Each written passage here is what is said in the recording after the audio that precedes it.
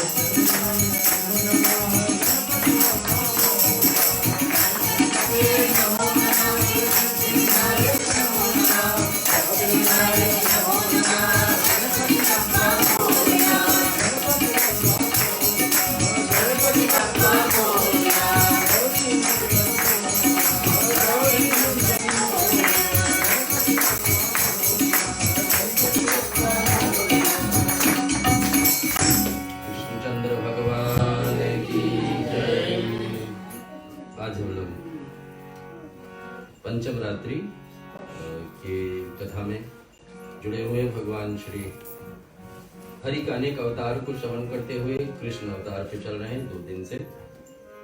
और पंचम दिवस पर जिस कथा को अमर कथा का एक नाम दिया गया है कि श्रवण करने वाला व्यक्ति को अमर मुक्ति माध्यम का रास्ता खुल जाती है। और जिस कथा को भगवान शिव ने पार्वती से कहे हैं, सुखदेव मुनि राजा परीक्षित को बता रहे इस युग में ही उस कथा का सहारा ले रहे हैं कि सारे ग्रंथों को लिखने के बाद में सुखदेव मुनि को और संतुष्टि नहीं मिली तो पहुँचे अमर कथा भगवान श्री हरि का अवतारों का वर्णन श्रीमद् भागवत में। इस कथा का एक और नाम है देव दुर्लभ। देव दुर्लभ यानी कि देवताओं भी तरसते हैं इस कथा को पान करने के लिए।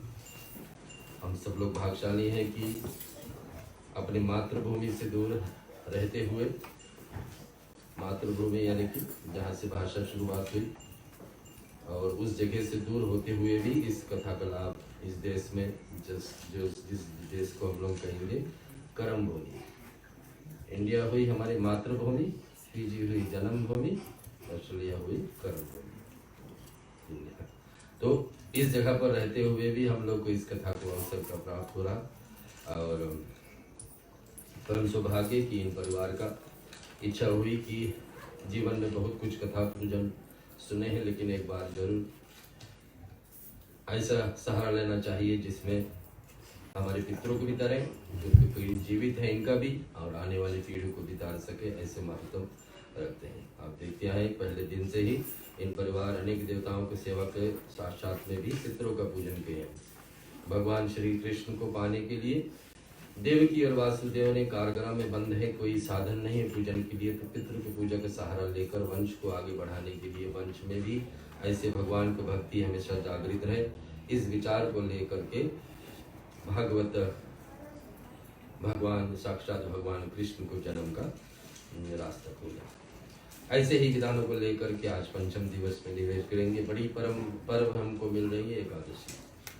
श्री कृष्ण राम और विष्णु भगवान को रिझाने के लिए आज से अच्छा दिन नहीं मिल सकता। एकादशी भगवान इस एकादशी में जितने भी छोटा से छोटा पूजा पाठ भी हम लोग भाग लेते, एक तुलसी पत्र भी अर्पण कर देते भगवान को दर्शन। और आज का एकादशी तो सबसे महान है, क्योंकि पाप मोचनी एकादशी। भगवान विष्णु के सामने खड़े होकर के प्रणाम करके कह दो कि भगवान आज से जो भी गलतियां हुई, आज के बाद में ये गलती हम नहीं दोबारा करेंगे जीवन में, बस वो पाप क्षय होगी और आप जीवन में वहां से आगे बढ़े। इतनी महान पाप मोक्ष करते। अंतिम में आज का भाग में हम लोग भगवान विष्णु का 108 नामावली भी सुनेंगे और उनका 108 नामावली से ओम श्री कृष्णाय नमः बोल करके तुलसी दल भी अर्पण करेंगे। कथा को प्रश्न उठाने से पहले भाई अमीचंद से इस घर परिवार का परिचय दे देते हैं ताकि हम आगे बढ़ सके। धन्यवाद पूज्य पंडित देवेंद्र शर्मा जी, हमारे छोटे पंडित भरत शर्मा जी, बड़े भाई पंडित राजेंद्र शर्मा जी, ब्राह्मण कुलभूषण, दूर निकट से पधारे हुए भक्तजन, प्रेमियों और छोटे छोटे ग्वाल बाल बच्चे, माताएं, आप सभी को इस भवन पर, इस मंदिर पर हृदय से हम घर वालों की ओर से स्वागत करते हैं।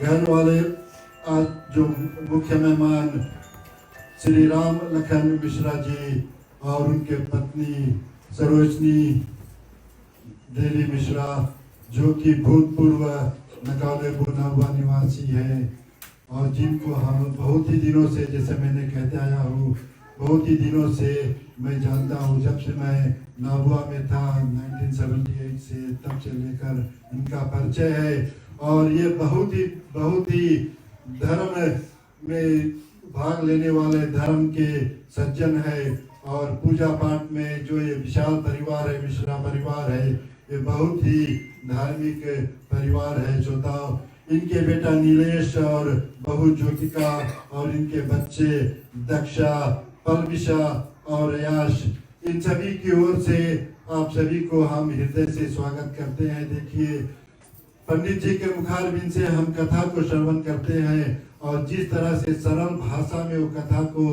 हमें बताते हैं, बहुत ही सराहनीय है और हमें समझने में बहुत कुछ दिक्कत नहीं होती है। श्रोताओं, इस कथा को सुनकर यदि हम अपने जीवन में कुछ न कुछ अंश में उतारने की कोशिश करें तो हमारा जो बिगड़ा हुआ जीवन है, जिंदगी है, वो भी सुधर सकती है। मैं ये नहीं कहता कि हमारा सबका जिंदगी बिगड़ा है, लेकिन जो कुछ भी कमी हो इसमें पूरा हो सकती है। श्रोताओं, और इसी तरह भक्ति भाव में डूबे रहे, क्योंकि यही जो है हमारे आगे जाने के लिए यही तो सहारा है, यही तो नैया है, क्योंकि बाकी सब कुछ तो यहीं पर छूट जाती है। श्रोताओं, जब से हम यहाँ पर आए हैं रविवार से लगातार यहाँ पर प्रसाद और महाप्रसाद की प्रबंध है, अच्छी प्रकार के भोजन बनती है और हमें सब मिलता है। यहाँ पर बैठने के लिए भी जो उपाय बनाया गया है बहुत अच्छा है। यदि मैं कितना भी कहूँ तो वो भी कम रहेगा। देखिए किस तरह से वेदी भी सजा हुआ है इतना सुंदर से, और हम सब अपने भाव से यहाँ पर आए हैं, भाव लेकर हम यहाँ पर जो पूजा करते हैं श्रोताओं, वो जरूर भगवान हमारी सहायता करेगा। और इसके लिए मैं आप सभी को बहुत धन्यवाद देता हूँ कि आप लोगों ने यहाँ पर आते हैं, घर वालों की भी शोभा बढ़ाते हैं और अपना भी हम कर्म को करते हैं। श्रोताओं, इन शब्दों के साथ चले हम आज की जो ये पूजा विधि है उसकी अगुवाई पंडित जी द्वारा आगे बढ़ाए। चालीसा का सहारा लेते हैं। सभी के पास जिसके पास पढ़ने की इच्छा है कॉपी नहीं तो यहाँ रखी हुई है।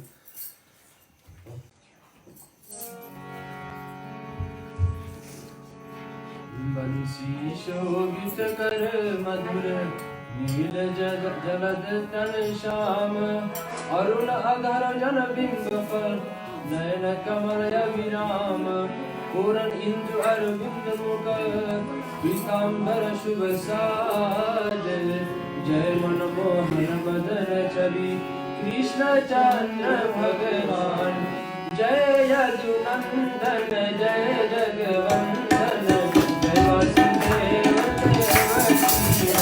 नंदन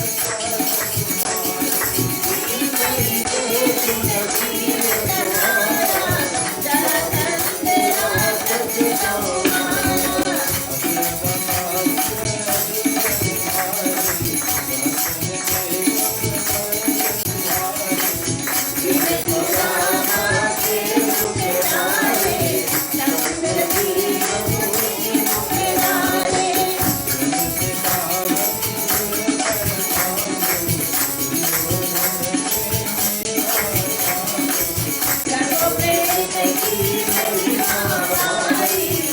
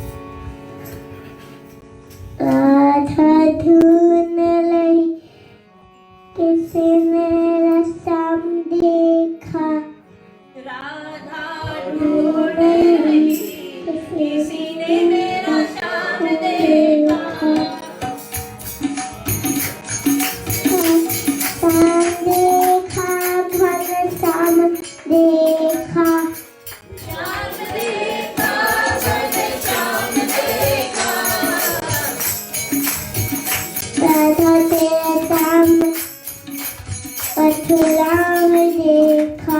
राधा मैंने श्याम मैंने मथुरा में देखा।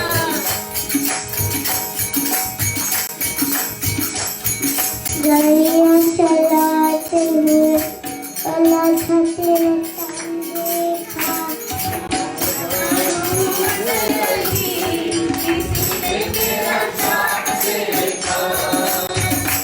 श्याम देखा घर श्याम देखा। श्याम देखा घर श्याम देखा। राधा तेरा श्याम गोकुल में देखा। राधा तेरा श्याम हमने गोकुल में देखा। तेरा चाहते हुए और राधा तेरा श्याम देखा। तेरा चाहते हुए और राधा तेरा श्याम देखा। राधा तेरा श्याम गोकुल में देखा। पर्वत उठाते हुए राधा तेरा श्याम देखा। श्याम देखा राधा श्याम देखा। कृष्णचंद्र भगवान की जय। कल हम लोग गोवर्धन की लीला से संपूर्ण किए थे चौथा दिन का दिवस भर, और आज एकादशी 56 भोग आई भगवान का। कल भगवान के 56 भोग का महात्म गोवर्धन पूजा से ही शुरू हुई। कैसे ये नंबर पे आए 56? 7 दिन तक भगवान गोवर्धन को एक छोटी उंगली पर उठाए रखे। मैया यशोदा ने सोचा कि बेटा हमारे 7 दिन से भूखे हैं। जैसे भगवत सप्ताह परायण हम लोग श्रवण करते हैं, सुखदेव मुनि राजा परीक्षित को सुनाते 7 दिन नियम बरतते रहे। ऐसे हमारे कन्हैया भी 7 दिन तक व्रत ही रहेंगे छोटे उंगली पे, और बाल भी कोशिश किए उस रोकने के लिए पर्वत को, लेकिन नहीं हो पाया। भगवान के काम भगवान से ही होगा। तो 7 दिन की एक दिन का 8 प्रकार का भोजन। पहला दिन का 8, फिर 8, फिर 8, सब जोड़ करके 56 हो जाता है 1 से। और भगवान बताए, फिर यशोदा मैया ने सोचा इनको इतने सारे भोग आखिरी दिन देंगे कि पूरे 7 दिन का भोग एक दिन में। तो इतने अलग अलग तरहों का भोग कल हम लोग दर्शन किए और उसके साक्षात में ग्रहण किए। और आज आ गई एकादशी। ऐसे एकादशी का नियम है कि जैसे द्वादशी लगे, जैसे द्वादशी तो आज लग गई है, शाम के बेला में 6:40 पे द्वादशी लग गई है। कल से शुरुआत हो गई थी एकादशी, लेकिन हमेशा ऐसे नहीं मिलेगा कि सुबह उठो एकादशी शाम हो गई, दूसरे दिन समाप्ति, तीसरे दिन ऐसे, क्योंकि हमारे पर्व जितने होते हैं सब चंद्रमा के आधार पर चलते हैं। चंद्रमा कब आती है और जाती है उसके हिसाब से पर्व की तिथि लिखा जाता है। उस समय शुरुआत है, उस समय समाप्ति है। लेकिन दिन हम लोग जीते हैं सूर्य के हिसाब से। सुबह सूर्य उदय हो गया तो दिन हो गया, नया दिन हो गया, दूसरे दिन फिर दूसरा दिन, ऐसे एक दिन एकादशी था। और ब्रह्म मुहूर्त में भगवान कृष्ण के पिताजी नंद बाबा ने सोचे कि हम इस व्रत को उद्घाटन करेंगे, ब्रह्म मुहूर्त में जाकर यमुना में स्नान करेंगे। समय का ध्यान नहीं दिए और 2:30 बजे सुबह 2:30 बजे उठ करके यमुना में स्नान करने चलेंगे। और आपको पता है कि जब रात्रि रहे तब नदियों में जाना, समुद्रों में जाना, जलाशय में जाना, स्नान भी करना रात्रि को मना, कि रात्रि के समय वरुण देवताओं का, वरुण देवता जो जल का देवता है, उनका निवास है उसमें। लेकिन नंद बाबा ध्यान नहीं दिए। समय ब्रह्म मुहूर्त तो सूर्य उदय से थोड़ा पहले होना चाहिए, लेकिन नंद बाबा स्नान करने चले गए। अब स्नान करने चले गए, किसी को पता नहीं, बहुत देर हो गई, सूर्य उदय भी हो गया। नंद बाबा घर वापस नहीं आए, सब लोग गए। नंद बाबा के कुछ वस्त्र तो किनारे घाट पर थी, लेकिन नंद बाबा स्वयं नहीं, आवाज देने में मिल नहीं रहा। कन्हैया को सूचना मिली, कन्हैया तुरंत ही यमुना में प्रवेश किए और पहुंच गए वरुण लोक। वरुण लोक यानी कि जिस वर्षा के देवता है, जो जल का देवता, उनके लोक पहुंच गए। और वरुण देवता के दूत नंद बाबा को पकड़ करके ले गए। क्यों? बेसमय पर जाकर स्नान किया। दोष तो लगता है अपना भी, अगर जो नदियों में स्नान करे जब अंधेरा रहे। जल वैसे तो रात्रि को भी स्नान करने को हम लोग शावर में भी मना है कि रात्रि को नहीं करना चाहिए, सूर्य होते होते कर लेना चाहिए, सूर्यास्त होते होते। कल देश काल परिस्थिति, लेकिन वरुण देवता को फिर छुड़ाने के लिए भगवान गए। 7 साल की उम्र पे गोवर्धन उठाए, गिरधारी नाम पड़ा। अब इसी उम्र पर गांव में भी सभी लोग भगवान कृष्ण को इतना मान्यता देने लगे। नंद बाबा भी कभी काल सोचते थे कि हमारी चप्पल कभी काल कृष्ण पहन करके चले जाते हैं। उनको मन में लगे लगा जब घर के बड़ा बेटा का पैर इतने हो जाए कि पिताजी के चप्पल पहनना शुरू कर दे तो समझना कुछ न कुछ जिम्मेवारी देना ही देना चाहिए। घर के जिम्मेवारी थोड़े थोड़े पिताजी को ढीला करना चाहिए, बड़े बेटे को देना चाहिए। ठीक ऐसा ही होने लगा था। नंद बाबा के लाने के लिए वरुण लोग चले गए भगवान कृष्ण।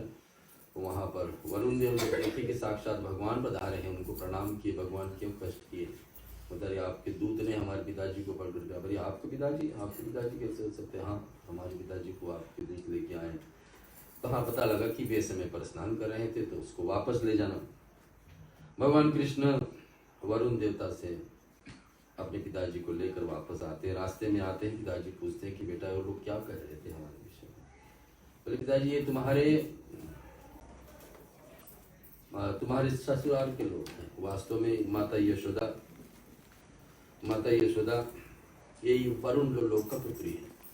गहराई कथा को आगे से आगे देखा जाए। लेकिन बेसमय पे आप स्नान करने के ब्रह्म मुहूर्त के ध्यान नहीं दिए, कब सूर्य उठने वाला उससे पहले ही एकादशी के व्रत उद्घाटन करने जा रहे थे, आप पहले स्नान करने चले गए, तो ये दशा हुआ आपको पकड़ के। भगवान उसको छुड़ा करके लाए।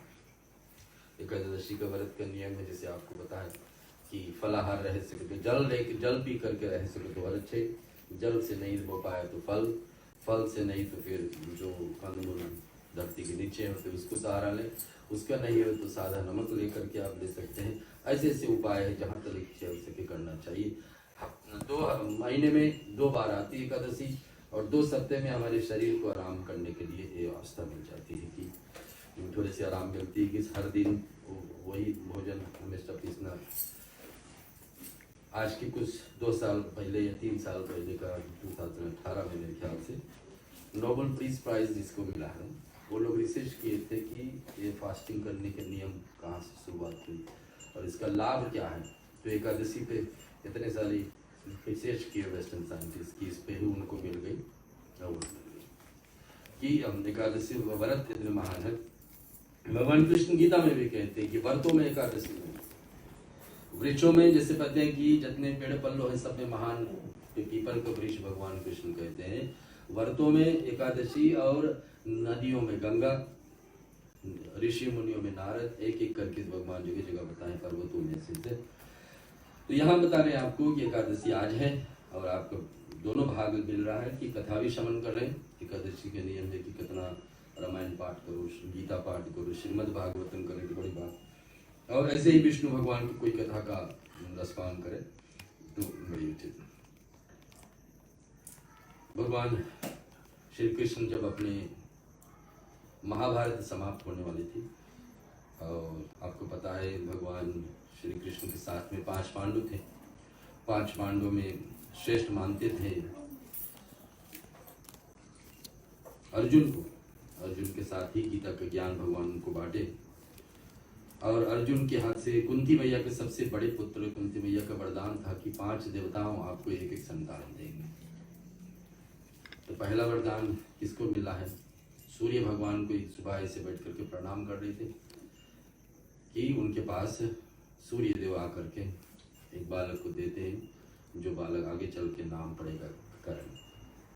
लेकिन सोचे कि ये तो बिना पिता का हुआ है, तो इसको हम त्याग दे दे तो नदी में डाल देते हैं। दुर्योधन आदि परिवार से उसको पाला जाता है। अंत में कर्ण को भगवान स्वयं समझाए कि आप आइए, 5 पांडव आपके असली भाई लोग इधर है, लेकिन शुरू में मुझको त्याग दिया गया तो मैं उनके साथ नहीं आ सकता। अंत में अर्जुन के हाथ से ही कर्ण का मृत्यु था। और कर्ण इतना दानवीर था, कर्म तो करता था महान से महान, लेकिन दानवीर इतना था अंतिम समय पे भगवान जब अर्जुन ने उनको अणुर जो बाण को विकसित कर दिए, जमीन पर लेटे हैं, शरीर छोड़ने की तरस रहे हैं, और भगवान ने सोचा कि अंतिम दर्शन इनको भी दे देता हूँ। कल हम लोग सुने थे कितने लोगों को भगवान अंतिम दर्शन दिए ना, मृत्यु से पहले भगवान के दर्शन हो जाए। गुरु प्रांत यही कहती है कि अंतिम समय पर भगवान का घंटी सुनाई दे, भगवान का मंदिर में आपके पास पास रहो, तुलसी का पौधा का सहारा लिए रहे, ऐसे ऐसे साधन हो करके शरीर छोड़े। तो भगवान ने सोचा रणभूमि में है, कुरुक्षेत्र के मैदान में है, कर्म शरीर छोड़ने वाले हैं। भगवान ने बूढ़ा ब्राह्मण को रूप धारण किया, कर्ण के पास गए, कुछ भिक्षा मांगने के लिए। कर्ण बताए कि आज ऐसे समय पर आप आए हैं कि हमारे पास कुछ भी देने के लिए, जो कुछ था यहाँ नहीं मेरे पास, अब तुम्हें शरीर छोड़ने वाला। बोले सोचिए जा, कुछ तो होगा। तो कर्ण के ध्यान आए कि मेरे सभी कुछ तो है नहीं मेरे पास, लेकिन जो है वो मेरे मुंह के अंदर सोने का दांत है, इसको देने के तैयार हुए। है तो भगवान ही, ब्राह्मण के रूप में दान लेने क्या है कर्ण का। जीवन में कुछ कमी हो रहा तो अंतिम में दान ऐसे करके सोच। अब कर्ण बता रही हाँ मेरे पास सोने का है, ये मैं दे सकता हूँ, लेकिन दांत को निकाले कैसे। हाथ से बहुत कोशिश की निकालने के लिए, निकलना है। तो कर्ण घसीट घसीट करके थोड़े और करीब जाते जहाँ पे बड़े पत्थर थे, वहां पर अपने मुंह को पटक पटक करके दांत को तोड़े। इतने बलवान भी थे, दांत को तोड़े। पीड़ा तो सही रहे थे पूरे की पूरे, लेकिन जब भगवान को देने लगे, बूढ़े ब्राह्मण के रूप में भगवान खड़े हैं दान देने के लिए, दान देने लगे तो भगवान बताते ये तो मैं ले नहीं सकता, मुंह का जूठा है, इसमें तो सब रक्त भरी है, खून है, ठीक नहीं मेरे लिए, आपने नहीं चाहिए इसे दान, कोई बात नहीं मैं चाहता हूँ। कर्ण ने सोचा अंतिम समय कुछ दान मेरे हाथ से, उसको नहीं पता है कि साक्षात भगवान खड़े, बूढ़े ब्राह्मण के रूप में खड़े हैं भगवान। लेकिन कर्ण में इतना क्षमता थी, प्रार्थना की, धरती को इतना खोदे अपने हाथ से, घायल पड़े, धरती से खोदे खोदे जब तक पानी प्रकट न हो जाए, जल न प्रकट हो जाए, जल से उस सोने के दांत को धो करके भगवान को देते, भगवान प्रसन्न हो। कर्ण दानवीर हो तो आप जैसे, चारों युग में आपके जैसे दानवीर कोई नहीं होंगे। कर्ण को कहे अंतिम में भगवान को अपना रूप दिखा करके उसको शरीर छुड़ाए, जिससे भीष्म पितामह को छुड़वाए। और आगे प्रश्न ले रहे थे वरुण देवता के विषय में, जो बताया आपको, गौ का समस्या करने के लिए, ठीक करने के लिए। जब भगवान कृष्ण जी धीरे धीरे बड़े होते हैं और इधर कंस के यहाँ नंद बाबा को कर्ज देने के लिए, टैक्स देने के लिए बार बार महीने महीने जाना पड़ता है। एक बार ऐसे ही गए, उसी बीच में कंस बहुत कोशिश कर रहे थे भगवान को वध करने के लिए, लेकिन उपाय नहीं हो रहा था। बात ही बात में कंस कह देते कि हम सुना आपकी निया लाला है, बड़ी बलवान है, बहुत सारे काम कर रहे हैं, ऐसे सिरता यहाँ से तो हो रहा है, ये आपका आशीर्वाद है, आपके आशीर्वाद से हमारे घर में बालक आए। नंद बाबा ऐसे भोले भाव से उनको बता ही देते, सब कुछ बात बता ही देते बिना कुरवैर से, और उसे बताते कि आपके आशीर्वाद बना रहे हैं, हमारे बालक ऐसे सुरक्षित रहे सब कुछ। तो बोले हाँ हमारे आशीर्वाद है कि उसके जीवन में जितने शत्रु आए सबको, एक तरफ आशीर्वाद दे रहे, दूसरी तरफ अपना मृत्यु को बुला रहे। आशीर्वाद दे रहे कि कृष्ण का जीवन में जितने शत्रु आए सबको मार गिराए, और नहीं पता है कि इसी समय आने वाला है उनका, कि कृष्ण उनके तरफ ही आने वाले हैं। अब इधर धीरे धीरे भगवान को गांव में जब से गोवर्धन उठाए हैं, जब से एक एक लीला भगवान करते जा रहे हैं, गौओं को रक्षा, गोकुल का यही लक्ष्य था कि गौओं का रक्षा हो। गोकुल में यही तकलीफ थी कि यमुना नदी में नाग देवता परेशान करते थे, उसका भी उद्धार भगवान किए। एक एक ऐसे कर्म करते गए, जो जो भी राक्षस को वध करते गए, भगवान को मान सम्मान बढ़ते गए। मिट्टी खाना छोड़ गई, माखन चोरी करना धीरे धीरे कम हो गई भगवान को। भगवान अपना बांसुरी का लीला करने जा रहे हैं।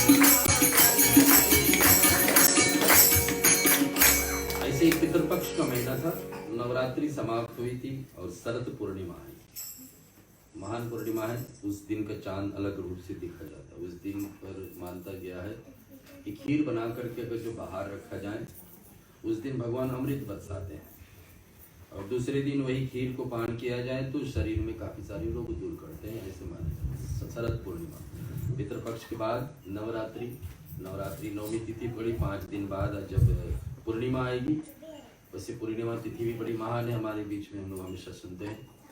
तो उस दिन पर भगवान ने आरंभ किया अपना बांसुरी बजाना। भगवान ने सबसे टेढ़ी से टेढ़ी बांस का जो वृक्ष था वहां से, ऐसे कुछ लोग का कहना है, संतों का कहना है कि भगवान ने, देवताओं ने चुन करके वही अलग से बांसुरी देवलोक से बना करके वहां बांस में छिपाए थे।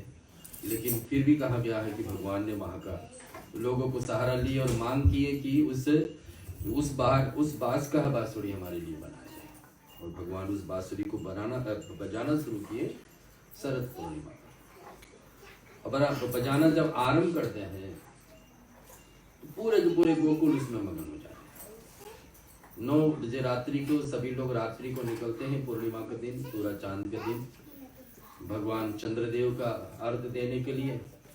भगवान शिव एक ऐसा देवता है जिसके ऊपर शिव जी का जल और दूध तो चढ़ता ही चढ़ता। शनि भगवान को भी जल अर्पण किया जा सकता है, और चंद्रदेव का भी जल और दूध शिवलिंग पर ही अर्पण किया। भगवान शिव चंद्रमा को बैठा रहे अपने मस्तक पर। उसी तिथि पर जब तक गांव को लोग सब बाहर इकट्ठे, भगवान कृष्ण एक जगह पर बैठे, इतनी तेजी से बांसुरी बजाए कि गोकुल के लोग पूरे मगन हो गए। एक एक लोग, छोटे से बड़े, दरिद्र दरिद्र, सब आकर्षित हो गए भगवान कृष्ण का बांसुरी पे। सभी लोग एक एक चीज भगवान के विषय में बात कर रहे। उस दिन से भगवान के विषय में बात इतना शुरुआत हो जाती है गोकुल में कि कुछ। सब लोग सोचने लगे कि भगवान का गुण कितने हैं। तो हमारे शास्त्र कहते हैं कि भगवान का 6 गुण है। ये 6 चीजें, ये 6 वस्तु जिस व्यक्ति के पास है सो भगवान कहलाएंगे। ये 6 गुण जिस व्यक्ति के पास आ जाए तो भगवान कहलाए। पहला है, जिसके बराबर तेजस्वी कोई नहीं, जिसके बराबर तेज कोई नहीं तो भगवान। आसपास जितने लोग हो सबके मिलान में देख लो कि सबसे तेजवान कौन है, उसके बराबर कोई नहीं है तो भगवान के। पहला गुण। दूसरा है, जो धर्म को धारण करे, उसके बराबर धर्म को धारण करने वाला नहीं। धर्म पे चलना, धर्म को विश्वास, धर्म को प्रचार करना, और धर्म पे ही समाज को एक दृश्य कलम सुने थे, यदा यदा ही धर्म से, जब जब भी धर्म की हानि होती भगवान उतर जाते। और जो धर्म का ऐसा धारण करता है उसके बराबर कोई नहीं। दूसरा लक्षण, दूसरा क्वालिटी है भगवान को। पहला है कि तेजस्वी है, दूसरा है कि धर्म को धारण करे, तीसरा क्या है, जिसके बड़ाई और यश और कीर्ति उसके बराबर और किसी का ना। गीता में भगवान बताते कि 6 चीजें हमारे बस की बात नहीं है। एक है यश और बड़ाई हमारे, कोई करे या ना करे समाज में हमारे बस की बात नहीं, और ऐसा बुराई भी कोई करे या ना करे हमारे बस की बात। लेकिन जिसका बड़ाई इतना होता हो कि सचमुच में ऐसा कर्म किए हो जिसके बराबर और किसी को बड़ाई नहीं, तो भगवान का गुण है। चौथा है, जिसके पास लक्ष्मी का वैभव का अंत नहीं, जिसके पास जितना भी देते ही रहेंगे भगवान, और लक्ष्मी कभी समाप्त नहीं होगी तो भगवान ही हो सकते हैं। और 5वां है, ज्ञान अतुलनीय। ज्ञान अतुलनीय, अतुल का मतलब जो जोड़ा नहीं जा सकता, जो हम नाप नहीं सकते, तोल नहीं सकते, जिसका ज्ञान इतना है कि बोलते जाएंगे। जैसे गीता में भगवान 18 दिन का महाभारत में अर्जुन से 700 श्लोक का ज्ञान बोलते ही गई, बोलते बताए नहीं कि वेद से है, उपनिषद से है, पुराणों से है, कहाँ को दृष्टांत निकाल, बस भगवान बोलते हैं जिसका ज्ञान अतुलनीय है, अनलिमिटेड नॉलेज। और 6वां है, जो सबसे बड़ा वैरागी हो। वैरागी यानी कि त्याग, जो सेक्रीफाइस ज्यादा से ज्यादा करता हूँ, और सब कुछ मैंने मोह माया में फंसना नहीं था, संसारिक चीज करनी चाहिए जरूरी। तो ये सारे गुण गांव के लोग गोकुल में भगवान 7 साल से 8 साल होते जा रहे, ये सब भगवान को गुण रूप में देखने लगे कि ये सब तो फिट होता है एक व्यक्ति में, हमारे बीच में न भगवान यही हो सकते हैं। उधर भगवान एक एक लीला में गौओं को रक्षा के विषय में बहुत कुछ भगवान किए, जैसे उसका नाम पड़ेगी गोपाल, और एक एक नाटक के रूप में भगवान श्री कृष्ण एक एक लीला वहां पर आरंभ करते हैं। आपको पता है भगवान बाद में जाएंगे संदीपिनी आश्रम पर पढ़ने तुलसी का महात्म बड़ा है। भगवान की तुलसी का पूजन वृंदावन में इतने आज भी इतनी संख्या में इतनी मात्रा में होती है कि कहीं और ना हो पाए कि लोग इतना विश्वास करेंगे कि बस तुलसी की पूजा हो जाए तो सब कुछ हो जाना है। और एक तुलसी आंगन में रहे तो वहां पर व्यक्ति शरीर छोड़ने वाले भगवान के धाम को जाएंगे। और ऐसा ही गौ का मान करेंगे कि गौ का सेवा हर एक घर पर हो। अपने नंद बाबा के यहाँ तो इतने सारे गौ होते हैं, हजारों गौयों की संख्या है, उतनी इतनी महाकर निकलती थी हर दिन। तो गौ का सेवा भगवान श्री कृष्ण का महात्म्य बहुत गोकुल में बड़ा है, और गौ के साथ साथ में तुलसी का महात्म्य भी बहुत बड़ा है। भगवान श्री कृष्ण ये सब का दोनों को महात्म बढ़ाते होते भगवान अब पहुंचेंगे अपने गुरु की आश्रम पढ़ने के लिए। उससे पहले कुछ रासलीला और है बाकी।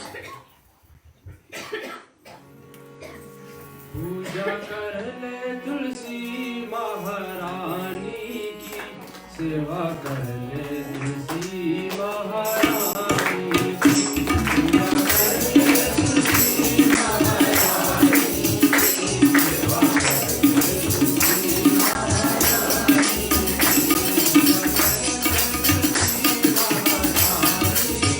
सेवा कर ले तुलसी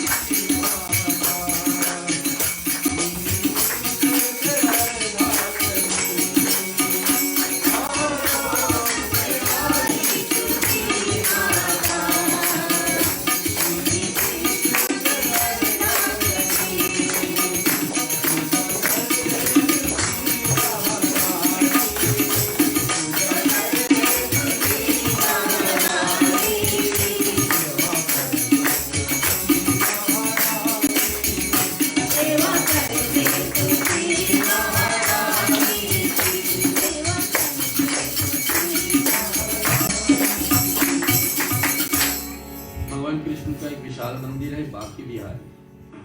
श्री कृष्ण का आज भी है, और प्राचीन समय से चली आई, जहाँ पर भगवान कृष्ण राधा के साथ बहुत सारी लीलाएं की हैं। उनका विशेषता आज के युग में है। एक छोटा बालक अपने माँ के साथ में, माँ दासी थी इस मंदिर का और हमेशा सेवा में जाते थे। जब उसका नौकरी वहां से छूट जाती है और बालक को उस मंदिर आने की आदत पड़ गई थी, लेकिन वो भिखारी जैसा था तो पुजारी और वहां के संत उनको आने अंदर देते नहीं थे। तो क्या होती थी, बालक बाहर ही आकर करके प्रणाम करके चले जाते थे। समय से पहले ब्रह्म मुहूर्त में जैसे सब लोग दर्शन के लिए, मंगल आरती के लिए एकत्रित होते थे बांके बिहारी मंदिर पर, बालक पहले से आकर प्रणाम करके चले जाते। एक दिन पुजारी ने मंदिर में पर्दा खोले सुबह सुबह, आखिरी में बंद करने वाला पुजारी और जो मंदिर की सुबह खोलने वाला पुजारी अलग अलग दोनों में बात किए कि आज का मैंने तो ठीक से भगवान ठाकुर को बैठा रखे, लेकिन दूसरे दिन भगवान अपने आप को मूर्ति उसको घूम जाती है खिड़की की तरफ, ऐसे कैसे हो गया। सब कुछ देखे, आज देखे, कल देखे, परसों देखे, ऐसा ही हो रहा कि रात को ऐसे बैठा रहे सीधे, दूसरा दिन उधर हो रहा, क्यों हो रहा। पता लगा कि देखा जाए कि क्या अलग अलग और वातावरण में हो रहा है जिसके कारण से मूर्ति घूम जाती है। तो सुबह सुबह बालक आकर 4 साढ़े 4 सूर्योदय ब्रह्म मुहूर्त में आकर के मूर्ति को दूर से प्रणाम करते हैं। भगवान मैं आपको नहीं दे सकता हूँ, लेकिन आप तो मुझे देख सकते हैं। उनका प्रणाम स्वीकार करते भगवान उधर ही घूम जाते हैं जिस तरफ से बालक आकर प्रणाम करते हैं। कहने का मतलब है, जैसे भागवत कहती है और रामायण कहती, गीता कहती, सबसे बड़ा सुख है उसके पास जो पूजा कर लेता है, जो सामग्री बटोर करके सुविधा समय निकाल करके पूजा कर लेता, सबसे बड़ा सुख उसके पास है। तो बालक होते हर मन में श्रद्धा है कि मैं भगवान के दरबार तक पहुंचूंगा, लेकिन भगवान दर्शन ही नहीं है, लेकिन फिर भी दूर से भगवान को विजुअलाइज करता है कि भगवान ऐसे थे बांके बिहारी के रूप में, और उनको दूर से ही प्रणाम करके पूजन करके जो भी हमेशा माँ सिखाई थी वो करके चले जाते थे। माँ थी नहीं साथ में, अकेले करके कैसे, तो उस कारण से मूर्ति हमेशा घूमी थी। आज तरीके बताया जाता है मूर्ति की दिशा ऐसे ही है। तो बाकी बिहारी मंदिर आज भी रमन रेती में वृंदावन मूल भाग में है। एक भजन बाकी बिहारी मंदिर। मेरी बाकी बिहारी लाल तू इतना ना करियो श्रृंगार, नजर तुम्हें लग जाएगी प्यारे, नजर तुम्हें लग जाएगी। बिहारी लाल तू इतना ना करियो श्रृंगार, नजर तुम्हें लग जाएगी प्यारे, नजर तुम्हें लग जाएगी।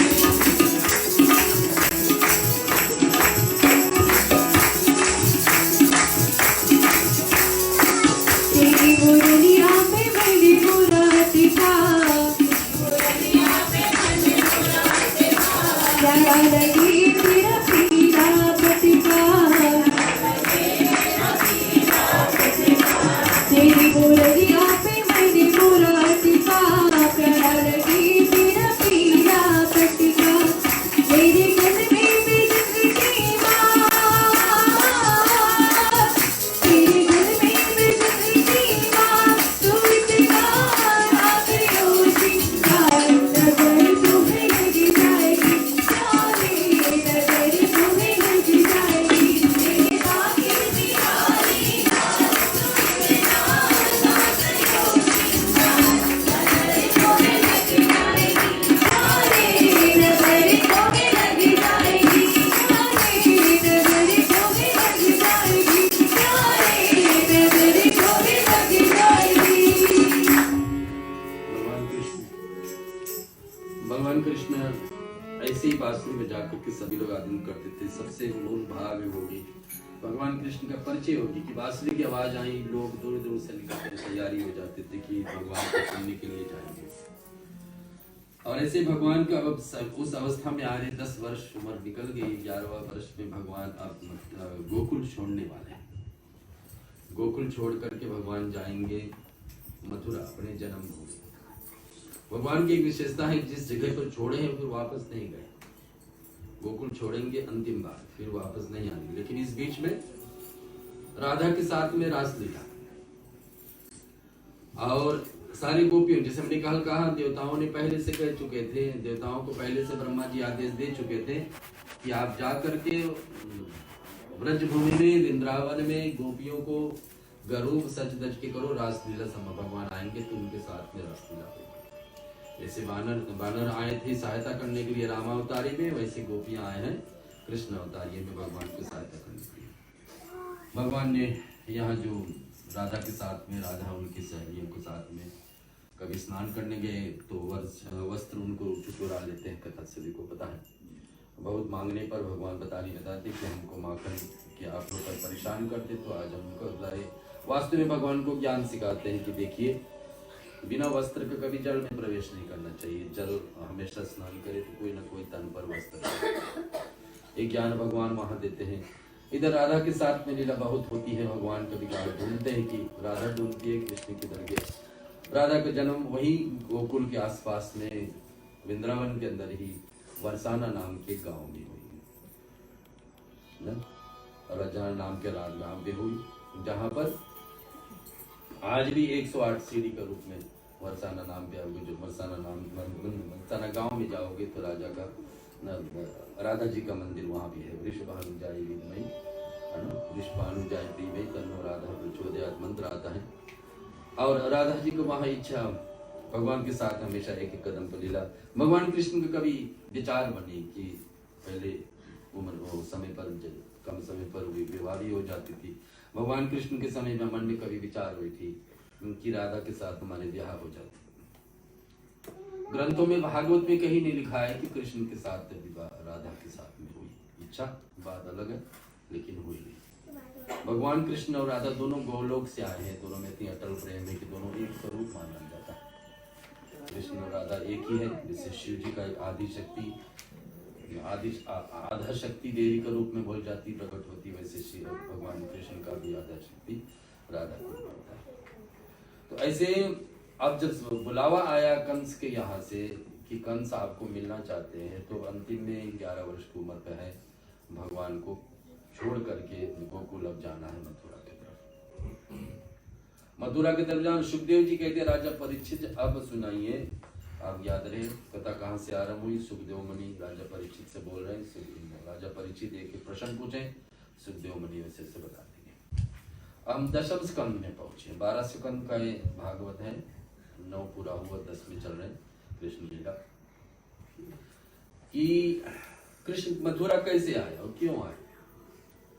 उसको पता था कि जन्म से मामा हमारे पीछे लगे हैं, और मथुरा में आकर के क्या लीला करने वाले कंस ने देवकी के अपने पुत्र, कंस के पुत्र देवकी के पुत्र से अपना मरण सुन उस देवकी का 6 पुत्रों को ये विषय में सुना के बाद कथा बताइए, ये सारी बात बताइए। 10वें स्कंद में अध्याय कृष्ण गोकुल में लीला तो किए, जब प्रकट हुए तो उनका चतुर्भुज रूप था, ये सब बात सुना दिया आपने।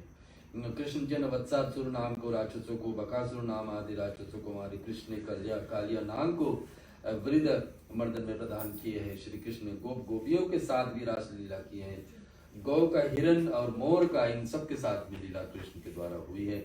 आदि जानवर की सेवा भी भगवान कृष्ण ने की है, जैसे कल हम सुने बानरों का। श्री कृष्ण भगवान ने गोवर्धन का भी लीला की है, सब बातें आप बता चुके हैं उनको। 10वें स्कंद में 32वां अध्याय में मथुरा के राजा कंस ने अक्रूर जी को वृंदावन भेज करके कृष्ण को मथुरा लाने की बात। अक्रूर जी को काका कहते थे, और उसको पता था कि और किसी को भी भेजेंगे, हमारे सभा में कोई नहीं है। कंस समझते थे कि जिसको विश्वास करेंगे लोग कि जरूर कृष्ण को भेजेंगे। व्रज छोड़ते समय गोपियां ने कृष्ण जी को रोकने की बहुत कोशिश की। श्री कृष्ण जी उनके समझाए, माता यशोदा और नंद बाबा को समझाकर मथुरा पधारेंगे। मथुरा आते ही श्री कृष्ण क्या करने वाले थे, रास्ते में चल रहे, रथ हाँकते अक्रूर जी लेके जा रहे हैं। बलराम और श्री कृष्ण हैं, साथ में उनको नंद बाबा भी हैं पहुंचाने के लिए। बहुत रोए हैं सब लोग, और अंत में गोपियां आकर के सामने रथ के सामने लेट जाते हैं। सब गोपियों को एक एक से समझाती, लेकिन राधा उस बात को नहीं समझती कि क्यों कृष्ण गोकुल छोड़ के लिए जा रहे हैं। सबको पता है मन ही मन कृष्ण जाएंगे तो लौटेंगे।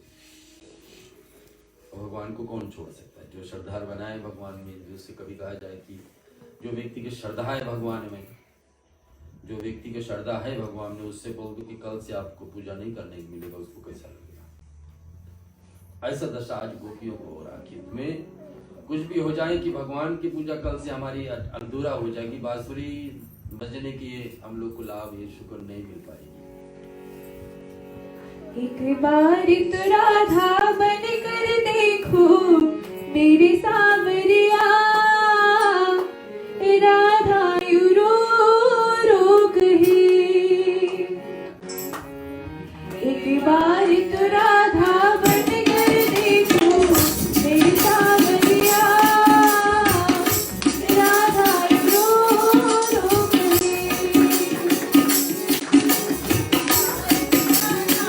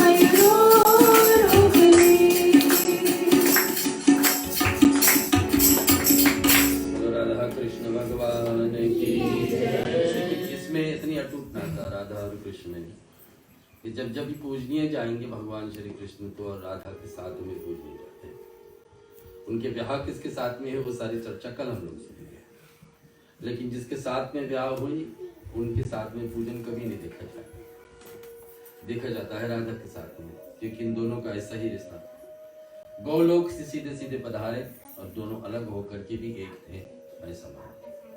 11 वर्ष की उम्र पर भगवान श्री कृष्ण छोड़ करके गोकुल जा रहे हैं। राधा आकर के अंतिम सामने रथ के सामने लेट जाती, उठने की कोई बात नहीं।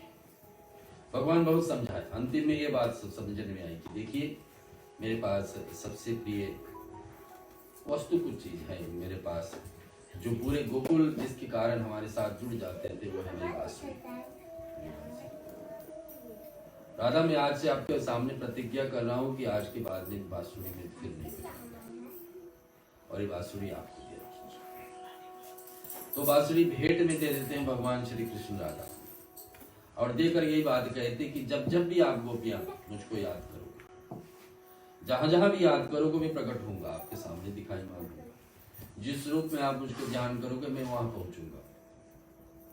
और सचमुच में भगवान श्री कृष्ण जब जब भी गोपियां याद करते थे, सचमुच में लीलाओ माखन छोड़ी, मिट्टी छोड़ी, और यहाँ यहाँ सभी को परेशान करना, वो बातें तो दूर हो गई। लेकिन भगवान जिसने भगवान को ध्यान किए तब तो भगवान बाद में भी पहुंचेंगे।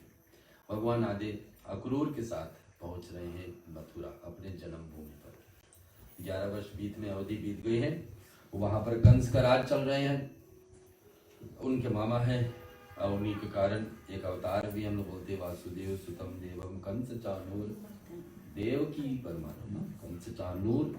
चानूर को भी एक राक्षस से, उनको भी भगवान वध करेंगे, कंस को वध करेंगे। और भगवान पहुंचते ही मथुरा में और लोग बितारे कुब्जा नाम के नारे हैं, जो जन्म से शरीर बिगड़ी हुई थी, भगवान उसको एक बार स्पर्श करते हैं, उनका शरीर सुधार में आ जाते हैं।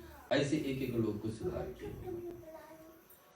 अंत में युद्ध छिड़ा जाता है, और एक एक करके बलराम, इधर चाणूर, और इधर कंस और कृष्ण के साथ में युद्ध होती है। और जैसे जैसे कंस ने मांग की कि जिस अस्त्र शस्त्र में बताऊंगा उसके हिसाब से युद्ध, तो भगवान भी बता रहे। रावण जिसे मांग किए कि युद्ध यहाँ हो, रावण खींचते लाए राम को वहां पर युद्ध करने के लिए अपने घर पर, ताकि रावण को कल कहने का नारे कि हमारे होम ग्राउंड एडवांटेज नहीं थी। और उसका भी, कंस का भी वही बात, खींच के लाए भगवान को, भगवान आए वहां, सब कुछ उसके हिसाब से ही युद्ध हुआ। लेकिन अंत में वही, और हमने आपको बताए थे पहले कि जय विजय की कथा है। दो द्वारपाल जो भगवान विष्णु के वैकुंठ धाम पे रहते थे, उन दोनों का शाप ही ऐसा था कि तुम 3 जन्म चले जाओगे। अंतिम में तुम्हारे 3 जन्म में भी भगवान दर्शन देते देते शरीर छोड़ोगे, फिर लौट करके आओगे। 3 जन्म राक्षस की योनि में चले जाओगे। तुम सुकुंभकर्ण रावण बने, और यहाँ पर कंस बन के, और सब साथ में शिशुपाल बने। भगवान यहाँ कंस को मुष्टि प्रहार से चाणूर और कंस चोटी पकड़ करके उसको मार डालते। कंस का राज समाप्त होती है। और कहा जाता है कि तो 2 छोटे उग्रसेन के राज फिर सौंप देते हैं। और 11 वर्ष की उम्र पर निर्णय लिया जाए राज्य की जाए। देवकी और वासुदेव को चरण स्पर्श किया, अपने माँ पिताजी के पास पहुंचे, कारागृह में बंद है। 11 वर्ष निकल गए, अभी तक वैसे ही बंद है। और उन दोनों ने जेल से मुक्त कराए, कारागृह से मुक्त कराए। श्री कृष्ण जी ने उन दोनों से प्रार्थना की, जो समय बीत गई थी, एक दूसरे के विषय में बातचीत हुआ। माता देवकी कहती कि बेटा, इतने बहुत कुछ मैंने देखा दुख जीवन में, लेकिन एक माँ के लिए ये 6 बेटे खो देना ना, ये बड़ी कठिन बात थी हमारे लिए। इसको हम नहीं, आज तक की उस बात को हम पचा नहीं पा रहे अपने जीवन में।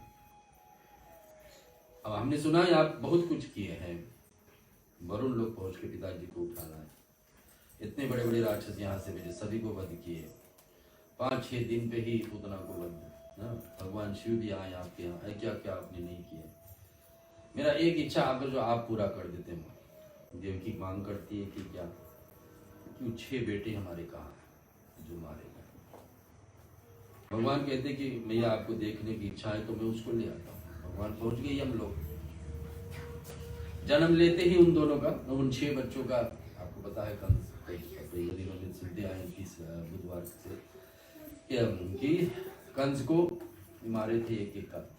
भगवान पहुंच गए यमलोक, यम देवता से मांग किए कि देखिए मुझे पता है नियम मर्यादा अनुसार बालक जीवित हुए, अपने ही कर्मों के अनुसार उनको शरीर छोड़ना पड़ा, मुझे थोड़ा दिन के लिए इन भाइयों को, मेरे कीर्तिमान सबसे बड़े भाई है, भागवत में पहला कृष्ण का बड़ा भाई के नाम कीर्तिमान, उसी का नाम दिया गया, और 5 का नहीं, 7वां पे तो बलराम है, 8वां पे स्वयं कृष्ण है। तो लेकर के 6 भाइयों को लेकर के पहुंचते अपने माँ पिता के पास मथुरा, हम दिखाते भी हैं, देखो ये हमारे 6 भाई, और देखिए वैसे ही उस जिस शिशु अवस्था में इनको छोड़े थे वही अवस्था में नारायण दीन दयाल रे, भज भज राधे गोविंद। नारायण दीन दयाल रे, भज भज राधे गोविंद।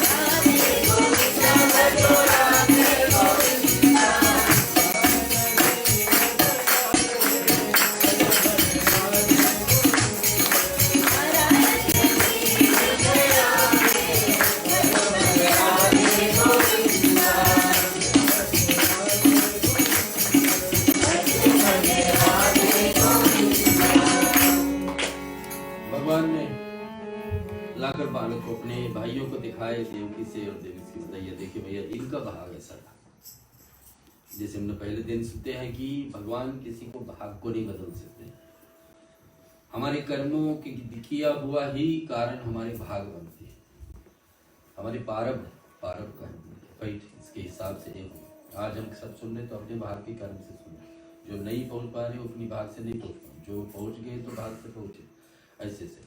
तो कहने का मतलब है कि भगवान ने कहा इनका भाग में, इनका कर्म में, इनके जन्मों के पहले के कारण में, या इनके जन्म लेते ही शरीर छोड़ना था, उसको मैं नहीं बदल सकता।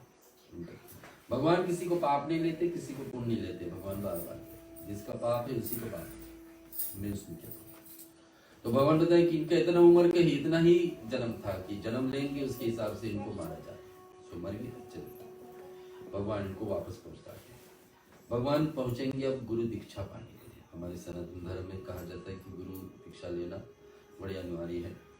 कहाँ कभी पहले के समय पे तो लोग बिना गुरु दीक्षा जो नहीं लिए होते थे उनसे भोजन भी नहीं लेते थे, जल तलिक भी नहीं लेते थे।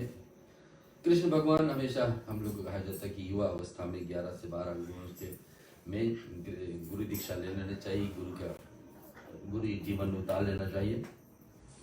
मैंने ज्यादा उम्र भी ले सकते इस तरह, लेकिन उस समय युवा अवस्था में, ताकि शुरू से उसको गाइड मिल जाए। तो भगवान उज्जैन पहुंचेंगे।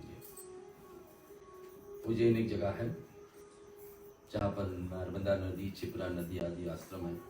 वहीं पर संदीपिनी नाम का एक संत होंगे जिसकी आशा लेकर के भगवान ज्ञान धारण करें। भगवान ने फिर हमको याद कराया कि जीवन में गुरु की आवश्यकता है। भगवान होते हुए भी उन्होंने गुरु, जिसको हम कहते हैं जगत गुरु, वो आज जाएंगे गुरु दीक्षा लेने। भगवान वहां पर कुछ समय तक गुजारे हैं। गुरु जी ने जब कृष्ण से कहा कि वापस जाओ संसार में, प्रभु ने पूछा कि गुरु दक्षिणा में आपको क्या मिले। ज्ञान लिए हैं तो गुरु दीक्षा की जगह पर लौटाने पर कुछ देना चाहिए। गुरु जी ने कहा कि तुम ये पूछ रहे हो कि दक्षिणा क्या दूं। कृष्ण बोले कि नहीं गुरु जी, शायद कोई दोष हुआ हो तो उसके लिए क्षमा करो। जितने दिन गुरु ज्ञान आपसे हासिल किए, कुछ कमी हुआ तो गलती, मेरी यह इच्छा थी कि अभी तक जो किसी ने आपको नहीं दिया ऐसे कुछ वस्तु आपको, बहुत सारे शीश आपके हैं, बहुत सारे ज्ञान आप बांटे हैं लोगों को, लेकिन गुरु दीक्षा नहीं मिले, किसी ने ऐसा कुछ नहीं दिया, ऐसे कुछ बात बताइए। अन्य विज्ञार्थियों से श्री कृष्ण ने सुना था कि संदीपिनी ऋषि के पुत्र को शंकाचूर नाम का, यानी कि पंचजने नाम का एक राक्षस ने वध कर लिया। तो उनको सुने थे और विद्यार्थी कि गुरु उस समय तक अपने होश को फिर नहीं संभाल पाए जब तक उनका बेटे का किसी ने हरण किया था शंकाचूर।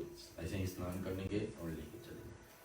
संदीपनी ऋषि ने, जो भगवान के गुरु हैं, बड़ी अभिलाषा से कहे कि जो सत्कर्म मैं कर रहा हूं उसे मेरा पुत्र भविष्य में करेगा। ये मेरा इच्छा था। मेरा इच्छा था कि जो अभी मैं कर्म कर रहा हूं ये मेरा पुत्र भी करे, ये मेरी इच्छा था। लेकिन सत्कर्म प्रवृत्ति चाहो रह जाई, आज भी ऐसे प्रवृत्ति चलती है, संस्कार पिता नहीं सब। तो श्री कृष्ण गए, बताते कि गुरुजी आपके लिए यही कुछ हम कोशिश करेंगे। कृष्ण गए, पंचजन्य राक्षस को समझाने, लेकिन वह राक्षस नहीं माने। वह तो श्री कृष्ण को भी अपनी की तरफ गिरना चाहे। कृष्ण ने युद्ध किए, मारा तथा ऋषि पुत्र के वापस ले आकर दे। संदीपिनी आश्रम में पहुंचे हैं, गुरु जी को दे रहे हैं और सुनिश्चित करके सुकर्म के प्रति चले जाते हैं। आजकल भी संस्कारी परिवार को चल पड़ा, तो भगवान ने दिया और सबसे श्रेष्ठ है दक्षिणा। गुरु जी ने कह दिया कि आपने जो दिए उसके बाद में दक्षिणा मुझे नहीं मिला, कि मेरे पुत्र को वापस मेरे पास ले। तो ऐसे कृष्ण भगवान जहाँ पर सुदामा से मिले थे, और उस कथा को अगले दिन में लेंगे। और भगवान वहां पर पढ़े थे उनके साथ में। 5 जने अस्थि को से भगवान ने शंख बनाया और जीवन में अस्त शंख धारण किया। और शंख चारुना जो राक्षस था, जिसको भगवान शंखचूड़ भगवान जिसको राक्षस को वध किए थे, उसी से शंख का ध्वनि बजाना शुरुआत हुई। भगवान श्री कृष्ण ने उस समय पहली बार वहां शंख बजाए। भगवान के भागवत कह रहे कि भगवान जब गोकुल में थे तो उसके कहते थे बंसीधर, कभी गिरिधारी जब पर्वत को उठाए बंसीधर कहते थे। मथुरा आ गए तो शंखधर बताते कि शंख जहां जहां भगवान बजाते शंख बजाने को एक शोक चल पड़ी मथुरा। श्री कृष्ण ने अपने जीवन में बहुत से उठाए और समय बिताए, लेकिन 6 दिन से उतना राक्षस उपाधि को वध किए। भगवान को धीरे धीरे गोकुल के विषय में एक याद आने लगी कि गोकुल में मैं कैसा था। कभी काल गोकुल से कुछ माखन दधी आ जाती थी, तो भगवान सब प्रसाद छोड़ करके उसको ग्रहण करते थे पहले, कि इसमें तो हमारा अलग रुचि। आज भी माखन मिश्री खिलाने का भगवान को प्रथा बनी है। नंद बाबा यशोदा मैया को, सब गैया को भी याद करते हैं कृष्ण। बैठे मथुरा में, जा सकते हैं लेकिन जा नहीं। बंधु ने किसी को अभाव नहीं जाना, तो पिता ने एक दिन माँ देवकी के कृष्ण जी को थाली में भोजन परोसे और भोजन परोसने के बाद पीछे माखन परोसे। बता दें कि अभी तक मेरा तृप्ति नहीं हुई थी भोजन से, लेकिन माखन खाने से जरूर तृप्त है। जैसे माखन देखा कन्हैया ने तो तुरंत भोजन की थाली अलग करके इसको मैं पहले करेंगे। और माँ ने सोचा क्यों नहीं कृष्ण समझ पाते हैं, शायद कोई ऐसा।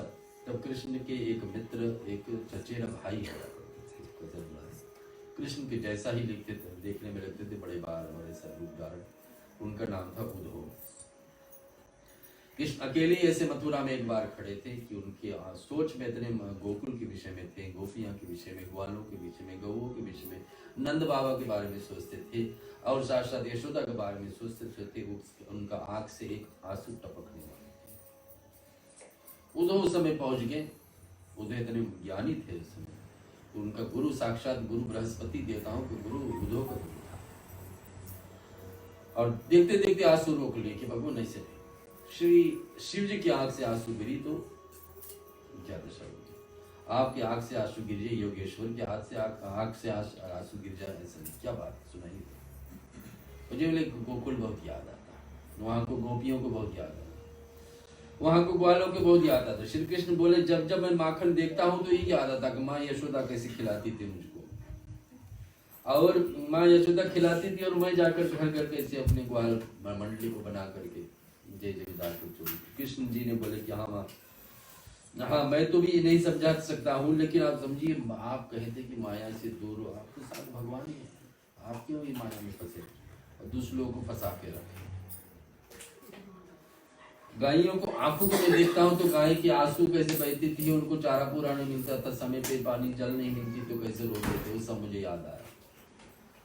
कृष्ण कहते हैं उदासी हो जाती। ब्रज में आकर उद्धव ने किसी से, फिर भगवान ने कहा कि उद्धव ऐसा करो, आप मेरा संदेशा लेके जाओ, आप उसी प्रेम को वैसे ही समझोगे, ऐसे भाई प्रेम वाली बात आपको नहीं समझ, श्रद्धा उनमें जो मन अटैचमेंट बनी है हमारे साथ, वो आप नहीं समझ पाओगे। आप जाइए गोपियों के बीच में, ग्वालों के बीच में, नंद बाबा के घर जाइए और पता लगाइए उनका क्या हालत है, और तब आप समझोगे उनका प्रेम हमारे में। उधर पहुंचे हैं और ऐसे ही रथ पे गए, जैसे ही रथ पे भगवान आए थे वहां से, उधर पहुंचते हैं वहां पर उस गांव में, और जगह जगह पूछते हैं नंद बाबा के घर कहाँ, किसी को पता? सब लोग पता लगा कि यहाँ बाहरी का है, यहाँ का नहीं, कि नंद बाबा के घर तो गोकुल में सब लोग जानते हैं। तो लोग कहने लगे कि लगता है कि आप दूर कहीं से आए, यहाँ वाले नहीं है, इसी कारण से नंद बाबा के गाँव घर पूछ रहे हैं। तो सब कह रहे हैं देखिए धारा बहती जा रही है ना, जल जो बहती जा रही है, ये जल का शुरुआत आप फॉलो करते जाइए, कहाँ से शुरुआत होगा, जहाँ शुरुआत होगा समझना वही नंद बाबा घर। बोले कैसे? बोले नंद बाबा और यशोदा का आंसू ही बह रहे जाए, जब से कृष्ण गए तब से वो आंसू ही बह रहा है। इतने घोर तपस्या में वो लोग थे, इतने लीन थे कृष्ण में कि अब आंसू ही आंसू उनको बह रहा, कुछ याद नहीं आ रहा। राधा से मिले, गोपियों से मिले, पता है कि देखिए पहले तो इसने लेकर शुरू में सोचे कृष्ण यहाँ रहे, क्योंकि बाल ये ऐसा था, वो रूप भी रखा ऐसी थी, तो सोचे कृष्ण आए तो सब मिलने लगे, तो बताने की देखिए सभी के लिए संदेशा लाए, एक चित्र लाए सबको देखने, तो सभी के नाम पढ़ी, सबको बता दे कि चित्र दोगे एक है, फिर बता दे कि आप लोग इतने कृष्ण में क्यों लीन है, और कुछ में मन लगाओ, इसमें मन लगाओ, उसमें मन लगाओ, यहाँ वहाँ मन लगाओ, क्यों कृष्ण कृष्ण कृष्ण चलते, जहाँ देखो वही कृष्ण का नाम। ये सब क्या गोकुल में है, कृष्ण तो चले गए, कहाँ आने वाले। तो राधा बताती कि देखिए आप बाहर का लोग ही समझ, बाहर का लोग ही ऐसे कह पाओगे कि और किसी चीज में मन लगाए। मन कितना होता है? मन तो एक ही होता है, मन एक होता है। मन तो हम कृष्ण को दे दिए, उधर मन ना हो 10-20 मन होता तो हम इसमें मन लगाते, गाय में मन लगाते, इसमें मन लगाते, कृष्ण के एक मन, लेकिन मन तो हम कृष्ण को दे दिए, तो और कहाँ जाएंगे। गीता में भी भगवान श्री कृष्ण का अर्जुन से मांग करते कि भगवान सबसे प्रिय चीज हम आपको क्या दे सकते हैं ना? भगवान अर्जुन सोचे होंगे भगवान कोई वस्तु मांगेंगे, पीले वस्त्र, पीले फूल या तुलसी दल या ऐसे कुछ मांगेंगे। भगवान ने कहा सबसे प्रिय चीज मुझको दे सकता अपना मन दे, पता है भगवान को मन के पीछे पीछे व्यक्ति भक्ति आएगा मेरे पास, जहाँ मन रहता वही तो हम जाते। आज हमारे मन में वही तो हम तो आए, मन नहीं होता तो हम नहीं पहुंचते। कहने का मतलब है भगवान जैसे गोपियों कहते हैं, राधा कहती है कि हमारे पास 10-20 मन तो है नहीं, मन एक रहा, कृष्ण ले गए, लेकिन कृष्ण हमको छोड़ के नहीं गए। मन हमारे इसका जब भी हम याद करते हैं हमारे दिखने में पड़ते हैं, बस वही है वो जो लीला करके गए, जिसका नाम है लीला पुरुषोत्तम। भगवान राम को हम लोग कहते हैं मर्यादा पुरुषोत्तम, जितने भी कर्म किए हैं मर्यादा पे चले, नियम पे चले, तो मर्यादा पुरुषोत्तम नाम उनका। कृष्ण का नाम पड़ा है लीला पुरुषोत्तम, जहाँ जहाँ भगवान एक नई लीला करते हैं। और ऐसे उधर उनको समझाए, पहुंचे नंद बाबा के घर पर। तो नंद बाबा और नंदराई यानी यशोदा मैया इतने कमजोर हो गए और बताने लगी कि देखिए हम लोग को इसकी डिश मारे, कृष्ण के इतने याद में हैं।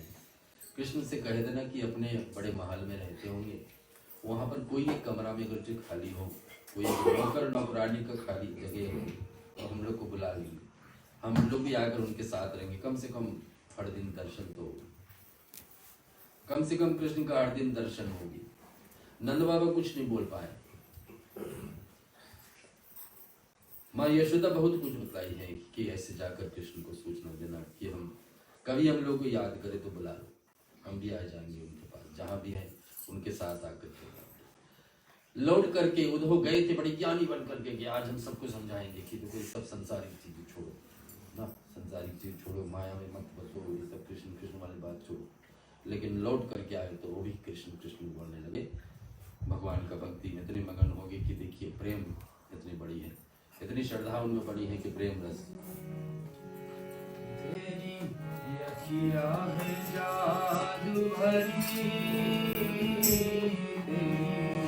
अखियाँ है जादू भरी, बिहारी में तो कब से खड़ी, तेरी अखियाँ में जादू भरी, बिहारी में तो कब से खड़ी।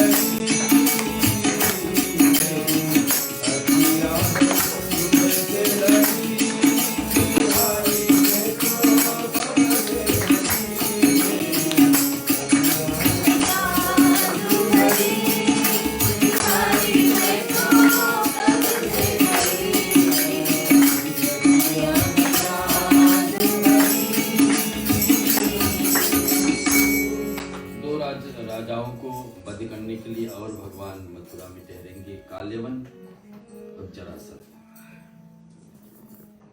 कंस का परिवार की तरफ से, उनका ससुराल की तरफ से हमेशा सहायता करने के लिए काल्यवन और जरासंध आते थे। जब पता लगा कि कंस मारे गए हैं तो 17 बार आकर के कृष्ण के साथ में युद्ध किया। हर एक बार हार करके गए, लेकिन कृष्ण इनको मारे नहीं।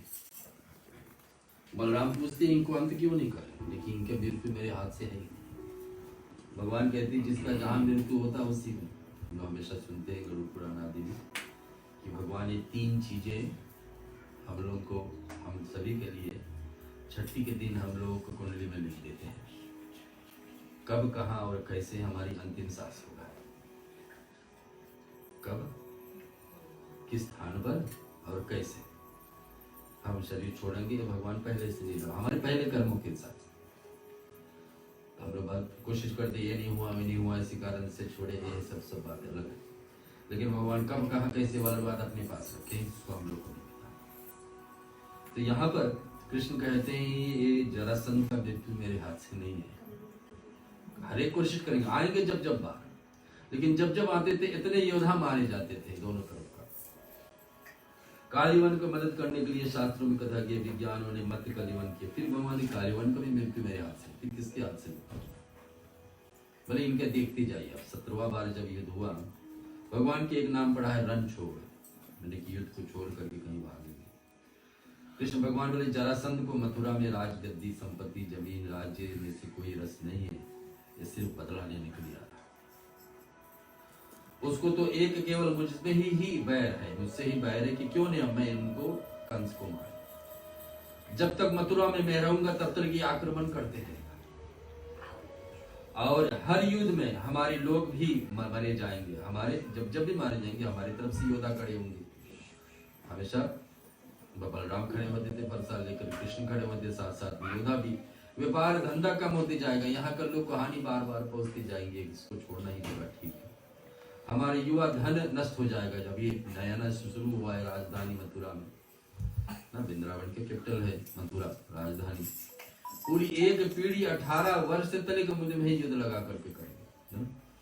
और कृष्ण बोले कि मथुरा में संस्कृति यादों गौओं को सबको हमने प्रेम से पाला बड़ा किया, अब इनको देखना बार बार युद्ध करने, बार बार आकर इन्हें हमारे ऊपर आक्रमण हो रहा, ठीक है। बोले कि विचार किया जाए। उसी वहां से थोड़ी दूर पे एक गुफा के अंदर एक संत सोया हुआ था जिसका नाम था मुचुकुंद। मुचुकुंद बहुत 1000 वर्ष पहले है तो धरती का राजा, लेकिन गया था देवताओं को मदद करने के लिए। एक बार देवताओं ने मांग किए थे इसको, राक्षसों को जब आक्रमण हुई थी कि तो देवताओं ने मुचुकुंद को बुलाए थे इनको सहायता करने की, आइए सहायता करो। उसको पता था धरती पर के राक्षस गए तो कैसे। मुचुकुंद इतना सहायता की, देवताओं बड़े पसंद हुए, पता है कुछ वरदान मांगे। बोले बस कुछ नहीं, हम इतने वर्ष हो गया आपके साथ में युद्ध में सहायता करते करते। मुचुकुंद ने कहा कि देवताओं मुझे आशीर्वाद दो कि मैं अपने कुल परिवार में जाकर भी ले सकूं। नहीं, इसके लिए तब देर होगी, तुम्हारे कुल में जितने लोग थे सब शरीर छोड़ दीजिए, आप ही बचे हैं, क्योंकि आप हमारे साथ में थे, देवलोक में थे, तो आप बचे हैं। तो फिर बोले जाओ कहाँ में? बोले ठीक एक जगह भेजो जहां में आराम से सो सको, जितने मर्जी सो सको लंबे समय तक, ठीक होकर नहीं चलेगा और कोई मुझे बाधा नहीं डाले नींद में। तो कुंभकर्ण वाली बात है कि जब जागेंगे तो फिर विनाश होगा। तो मुचुकुंद का आशीर्वाद था कि सोएंगे, खूब सोएंगे, गुफा में जाकर सो, और उनके ऊपर घास सब जमने लगे। तो अगर जो आंख खोलेंगे, बाधा हुआ, जब भी कोई सामने पड़ेगा तो जल के बस हो जाएगा। और इधर श्री कृष्ण युद्ध में चले थे, बलराम भी थे साथ में। काल्यवन दूसरी सुबह भगवान श्री कृष्ण रण छोड़ करके दौड़े, युद्ध करते करते भगवान काल्यवन ने सोचा कि अभी समय है, इसको हम अकेले जरासंध साथ साथ में। जरासंध का तो मृत्यु है नहीं कृष्ण के हाथ से, उसका मृत्यु किसका? भीम के हाथ से, जिसका मुकुट लेकर के राजा परीक्षित को मिला था। राजा परीक्षित जिस कारण से, खैर बात कथा हम लोग सुन चुके। तो भगवान कृष्ण भागे और गुफा की तरफ जा रहे हैं। काल्यवन ने सोचा बिना अस्त्र को जा रहा, ठीक है इनको जाने दो, अब यही समय है। और गए। श्री कृष्ण खाली हाथ भागे, एक शस्त्र भी नहीं लिए थे। गालिवन ने पीछा किया और तब तलिक मुचुकन, भगवान कृष्ण ने क्या किया, अपने ऊपर का वस्त्र जहां पर मुचुकन लेटे थे उसके ऊपर छोड़ दिया। और उसको क्या पता कि नीचे कौन लेटा हुआ है, भगवान को पता है। और कालीवन जो ही वहां पहुंचे, वस्त्र हटाए कि वो कृष्ण इसके नीचे छिपे हैं। वस्त्र हटाए, मुचुकन का आंख खुली, आंख से देखते ही कालीवन का अंत हो गया। बोलो रणछोड़ भगवान की। बलराम ने जाकर जरासंध को से बचाए और जरासंध का मृत्यु बाद में होने वाला इसे पता थी। भगवान ने सोचा अब हम मथुरा भी छोड़ेंगे। 14 वर्ष बीत गए। भगवान अब जाएंगे कहाँ?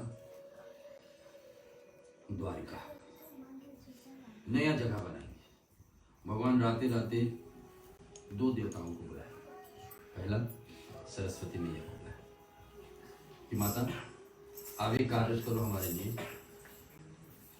कि आज यहाँ से राते रात मथुरा में जितने लोग रहते हैं, जितने लोग का मन मेरे में लगा, जो श्रद्धा और विश्वास प्रेम हमारे में ही लगाए हैं, उन लोगों को राते रात उठा करके द्वारका पहुंचाओ। और द्वारका में कल सुबह उठे, किसी को पता न लगे कि भाई कहीं और था, कि मैं कौन था कौन नहीं, सब भूल जाए। वो सोचे कि मैं ये द्वारका में हमेशा रहता था, ऐसा उनको विचार। सरस्वती मैया ही ऐसे कर सकती। और उधर विश्वकर्मा को बुलाया। विश्वकर्मा कौन है? कारपेंटर कर देता है। जो व्यक्ति इंजीनियरिंग में स्मार्ट है, कारपेंटरिंग में स्मार्ट है, इंजीनियरिंग में गाड़ी का मैकेनिक आदि काम करने के लिए विश्वकर्मा देवता के साथ आज भी हम लोग नया वाहन नया गाड़ी का पूजा करते तो विश्वकर्मा के मंदिर के पास विश्वकर्मा को बुलाए कि देखिए आपको जाकर एक नया जमीन कहीं खोलना, जगह पे कोई भी नहीं रहता। बोले ऐसे कहाँ खोले? बोले समुद्र से जाकर जगह मांग लो। तो समुद्र देवता से जाकर प्रार्थना की कि वैसे जगह दे दो, मैं भगवान के लिए कुछ महल बनाना चाहता हूँ। और ऐसा महल बनाओ, वही विश्वकर्मा ने रावण का लंका को बनाया और वहीं पर हम उसको वहां पर बनाएंगे। इतने महल धीरे धीरे इतने जगह रहेगी, बाद में बढ़ाने का साधन बना। विश्वकर्मा ने जाकर वहां पर सोने का द्वारका बनाना शुरू किया। पहले समुद्र देवता से मांग किए। समुद्र देवता ने कहा कि देखो पिछले बार भी हम इससे मांगे थे, भगवान राम ने जब जगह मांगे थे सेतु बनाने में, तो फिर क्या हुआ? मेरे तो कुछ मिला नहीं अंत में। तो नहीं, सेतु लीन हो गया, लेकिन फिर भी लोग आकर प्रणाम करते आपका नियम। तो बोले इस बार जरूर, जितने दूर में भगवान रहेंगे वो पूरे के पूरे द्वार का अंत में भगवान आपको ही समुद्र देवता देखकर सौंप करके चले जाए। समुद्र देवता राजी होते, जब ये रास्ते खोल देते हैं, विश्वकर्मा जाकर जगह बनाते। रात ही रात सरस्वती मैया क्या करती है? उन लोगों को जिसका मन श्रद्धा इतने भगवान में बैठे हैं, थोड़ी देर में मास्टर से चलेंगे और फिर रात रात उन लोगों को उठा करके वहां पहुंचाते। लोग वहां सुबह उठते हैं, द्वारका में 2 लोग। इन लोगों को नहीं पता लगा कि कल हम तो मथुरा में थे, आज कैसे यहाँ आ गए, इसे किसी को अनुभव नहीं हुआ। सरस्वती ने ऐसे बुद्धि देती है। तो ऐसे भगवान की लीला गोकुल से मथुरा आई, मथुरा समाप्त होकर के द्वारका पहुंची। उसमें क्या क्या होगा ये कल का प्रश्न लेंगे। मास्टर सत्येंद्र जी हमारे हमेशा बीच में सत्संग में पहुंचते हैं, एक न एक दिन समय निकाल ही लेते हैं और उनके मुकाबले से हमारे भजन सुनते हैं निर्गुण से भी। और फिर भगवान आज एकादशी है तो भगवान का 108 नाम हम सुनेंगे। सभी के लिए तुलसी दल प्रबंध किया गया है, 108 तुलसी भी अर्पण करेंगे भगवान को। चलिए।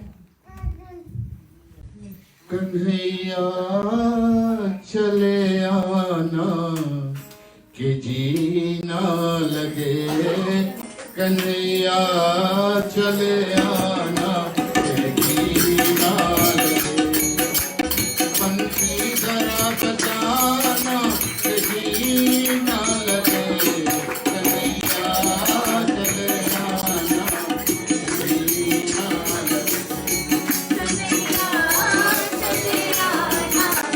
जीना लगे।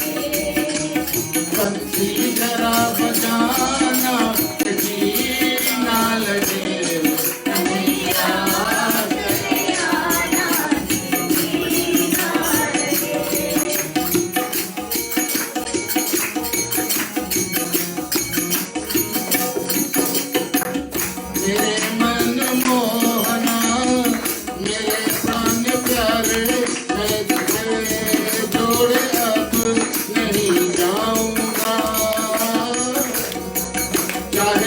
ठुकराओगे, चाहे अपना लो आगे जाने में समय ना गवाऊंगा।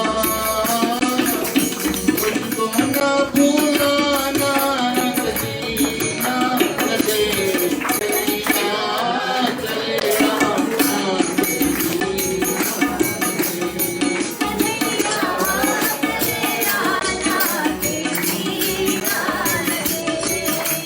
बंसी जरा बजाना कभी ना लगे,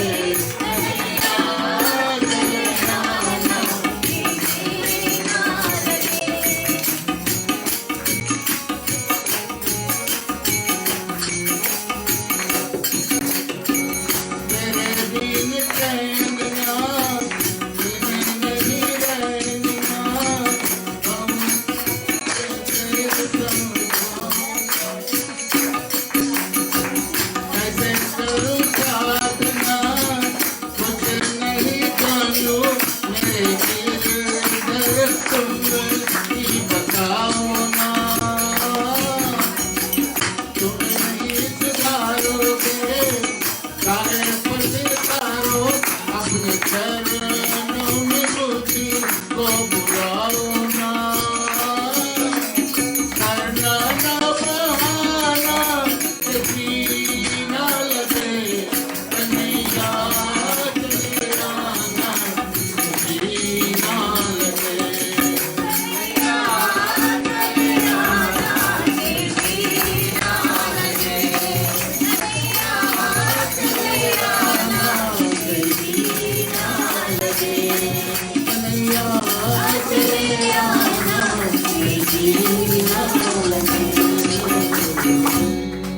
चंद्र भगवान की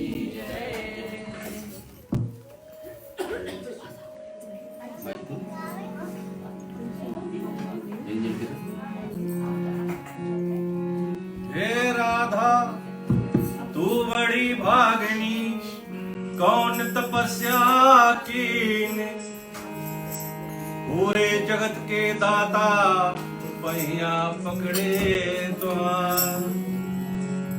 हे राधे राधे, ओए राधे राधे जप चलो आएंगे बिहारी, राधे राधे जप चलो आएंगे बिहारी, राधे राधे जप चलो आएंगे बिहारी, राधे राधे जप चलो आएंगे बिहारी, आएंगे बिहारी चले आएंगे बिहारी, आएंगे बिहारी चले आएंगे बिहारी, अरे आएंगे बिहारी चले आएंगे बिहारी, आएंगे बिहारी चले आएंगे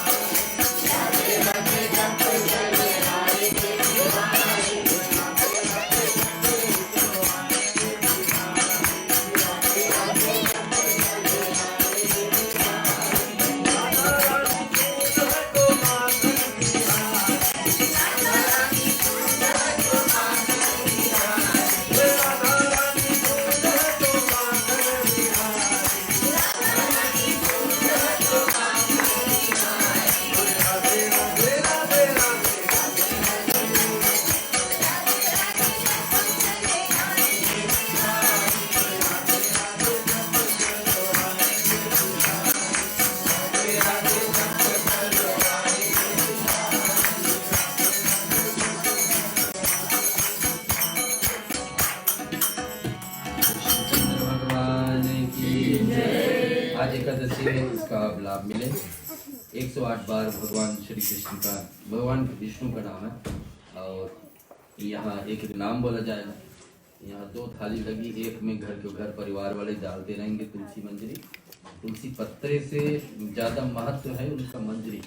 तुलसी का बिया चढ़ाने से, एक बिया चढ़ाने से सोना के बराबर पुण्य मिलता है। सोना चढ़ाए जितने पुण्य मिलता है उतना मंजरी चढ़ाने से पुण्य। तो यहाँ सभी के लिए व्यवस्था है। घर परिवार एक तरफ करेंगे और आप लोग इधर एक 3-3 4 जितनी भी सुविधा लगी चढ़ा करके ओम कृष्णाय नमः ऐसे मंत्र बोलते रहेंगे। इधर एक नाम पड़ेगी, ओम कृष्णाय नमः सभी लोग बोले। आज के लिए आपका 108 जाप हो जाएगी एकादशी का दरवाजा। आइए आप लोग उधर तो एक परिक्रमा करें।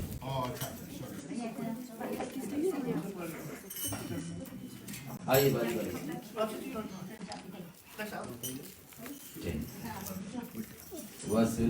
वसुदेवसुतं देवं कंसचानूरमर्दनं देवकी परमानंदं। आप लोग देखा देखी समय आप भी जन्म इधर रखो। देवकी परमानंदं कृष्णभक्ते जगद्गुरु। ओम कृष्णाय नमः। ओम श्री कृष्णाय नमः। कृष्णाय नमः। ओम श्री कृष्णाय नमः। ओम श्री केशव नमः। ओम श्री कृष्णाय नमः। चक्रधारी नमः। ओम श्री कृष्णाय नमः। नंदलाल नमः। ओम श्री कृष्णाय नमः। माधव नमः। श्री कृष्णाय नमः। माधव नमः। ओम श्री कृष्णाय नमः। मुरारी नमः। ओम सुंदर नमः। ओम श्री कृष्णाय नमः। ओम राधावर नमः। ओम श्री कृष्णाय नमः। बंसी बजैयाय नमः। ओम श्री कृष्णाय नमः। ओम श्री ओम श्री कृष्णाय नमः। आइए सभी लोग। गजाधर नमः। ओम श्री कृष्णाय नमः। अविनाशी नमः। ओम श्री कृष्णाय नमः। नमः। ओम श्री कृष्णाय नमः। अर्जुन सखा नमः। ओम श्री कृष्णाय नमः। अमर नमः। ओम श्री कृष्णाय नमः। अजर नमः। ओम श्री कृष्णाय नमः। ओम सावरिया नमः। ओम श्री कृष्णाय नमः। ओम सावला नमः। ओम श्री कृष्णाय नमः। ओम गोपाल नमः। ओम श्री कृष्णाय नमः।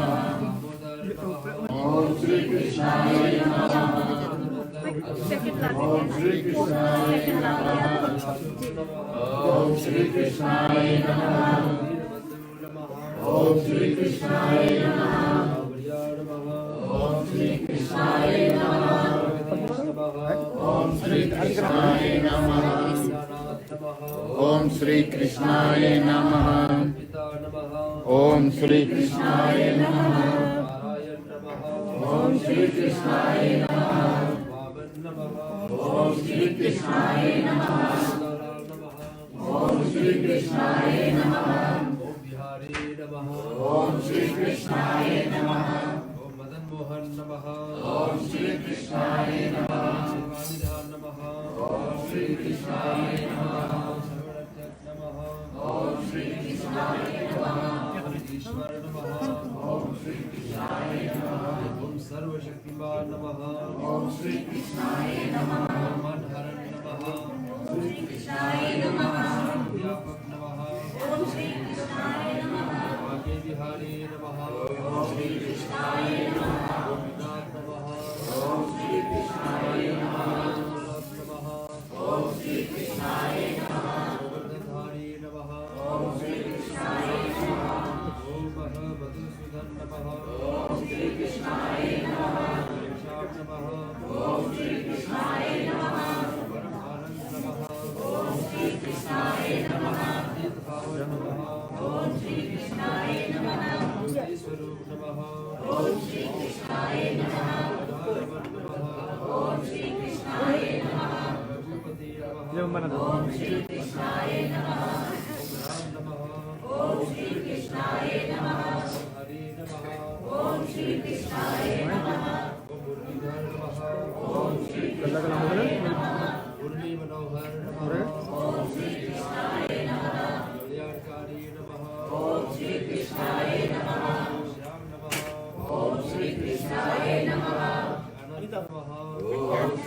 Om